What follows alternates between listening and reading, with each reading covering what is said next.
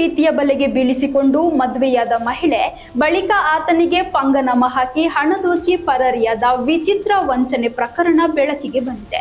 ರಾಜಸ್ಥಾನದ ದಂತರಾಮ್ಗಢದಲ್ಲಿ ಈ ಒಂದು ವಂಚನೆ ನಡೆದಿದೆ. ಈ ಮಹಿಳೆ ಆತನಿಗೆ ಹಣ ದೋಚುವ ಉದ್ದೇಶದಿಂದಲೇ ಪ್ರೀತಿಯ ನಾಟಕವಾಡಿ ಆತನನ್ನು ಮದುವೆಯಾಗಿದ್ಲು ಅನ್ಸುತ್ತೆ. ಮದುವೆಯಾಗಿ ಕೆಲವು ದಿನಗಳು ಕಳೆದ ಕೂಡಲೇ ಆ ಮಹಿಳೆ ನಂಗೆ ಚಿನ್ನದ ಸರ ಬೇಕು ಎಂದು ಗಂಡನ ಬಳಿ ಬೇಡಿಕೆ ಇಟ್ಟಿದ್ದಾಳೆ. ಚಿನ್ನದ ಸರ ಖರೀದಿಗೆ ಗಂಡ ಒಪ್ಪಿದ್ದಾನೆ. ಬಳಿಕ ಆಕೆ ಆನ್ಲೈನ್ ಪೇಮೆಂಟ್ ಮಾಡೋದು ಬೇಡ, ನಂಗೆ ಕ್ಯಾಶ್ ತಂದು ಕೊಡಿ ಎಂದಿದ್ದಾಳೆ. ಪ್ರೀತಿಸಿ ಇಷ್ಟಪಟ್ಟು ಮದುವೆಯಾಗಿರುವ ಹೆಂಡತಿ ಆಕೆ ನಂಗೆ ಮೋಸ ಮಾಡ್ತಾಳೆ ಅನ್ನೋ ಯೋಚನೆನೂ ಪಾಪ ಆ ಯುವಕನಿಗೆ ಇರ್ಲಿಲ್ಲ ಅನ್ಸುತ್ತೆ. ಹೆಂಡತಿ ಹೇಳಿದ್ದೆಲ್ಲ ಸರಿ ಅಂತ 11 ಲಕ್ಷ ರೂಪಾಯಿ ನಗದನ್ನು ಮನೆಗೆ ತಂದಿದ್ದ.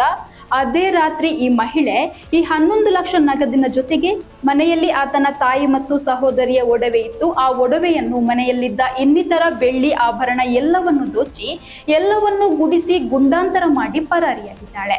ನಂತರ ಪತಿ ಹೋಗಿ ದೂರು ನೀಡ್ತಾನೆ. ಪತಿ ನೀಡಿದ ದೂರಿನ ಆಧಾರದ ಮೇಲೆ ತನಿಖೆ ನಡೆಸಿದ ಪೊಲೀಸರು ಆರೋಪಿತ ಮಹಿಳೆಯನ್ನು ಬಂಧಿಸಿ ಜೈಲಿಗಟ್ಟಿದ್ದಾರೆ.